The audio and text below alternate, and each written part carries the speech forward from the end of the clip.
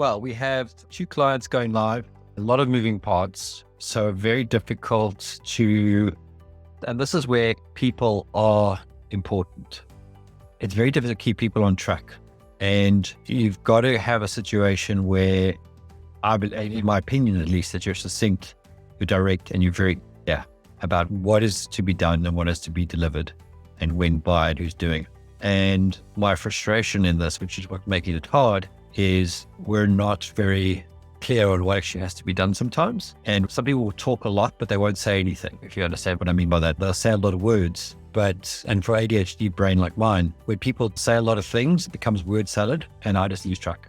So I get very frustrated. So what's hard for me is that when I'm trying to get to the nuts and bolts of tell me the 5 things we need to do, that's what's hard to be. So it's just trying to get to that clarity, but I think we'll get there. And, having 2 clients going live in the same week exacerbate that issue, not quite 2, but it's more an exponential issue because you both are stressful normally because there's so many moving parts, but now you've got that much more moving parts and we're using the same resources. So we're split between 2, which ideally shouldn't have happened this way. We had 1 project going live, but we had another project that came in as an urgent thing to help somebody and we took it on and it hasn't burnt us. It's been very good for us, but obviously it's been difficult because of what I've mentioned.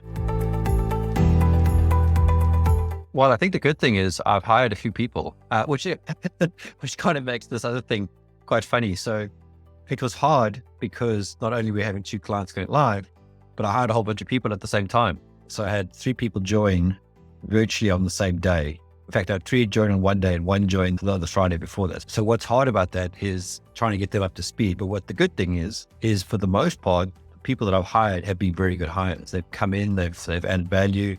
They are getting their hands dirty and they are starting to take the load off me. Because when you hire somebody, and this is what I don't think people take into account sometimes, is not only does it take time for that resource to become productive, in some cases it could take 3 months for them to become productive, fully productive. But also when you hire new people, there's a natural resource productivity decrease because you're taking people away. So what's been great about this week is now I've had these people in for probably 2 weeks, maybe 3 weeks. And some of them are already adding value, which means we've hired people with good attitude, we've hired people with a good work ethic, and they fit our culture of being adaptive and getting things done. And they're all proactive people, which means they don't wait to get told what to do. They are getting on with it and helping where they can. And that's all you can ever ask for from people in your team and your company. So great in that respect.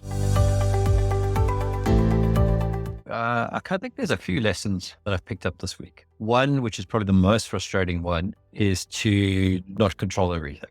So I try not to be the bottleneck. So, or at least get to this point of view that I have to dictate or tell people what to do. So the hard lesson in that is when you're able to stop yourself from doing it, you let people do it themselves and take ownership, you see greater productivity. In fact, I was reading my favorite book again called Peopleware.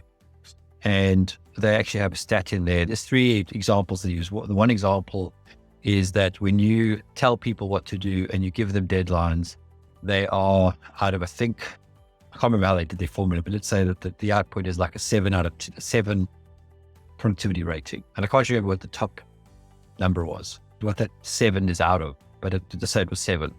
And then when you don't tell them when you don't give them an unrealistic deadline, but you still give them a period of time to work in it, they're like a 10 of productivity. And then the greatest productivity is when you give them the problem to solve and you don't tell them a deadline.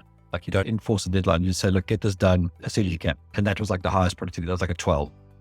Oh, the thing that I was trying to point out is that when you let people decide their own deadline for something, and they understand the urgency and the priority, that they are much more productive. So that's the lesson that I've sort of learned and I've had shown to me this week, because I deliberately took a day out last week for various reasons. But one of those reasons was to just take the pressure off to see what would happen, because we had a bit of flex. And it was good because people stepped up, and you're always looking to see who will step up when you're not there. And the only way to really see that is to just make it unplanned and just disappear and drop the bomb and go. So that was the other lesson, was to validate a theory that I had, and I got what I expected. So good.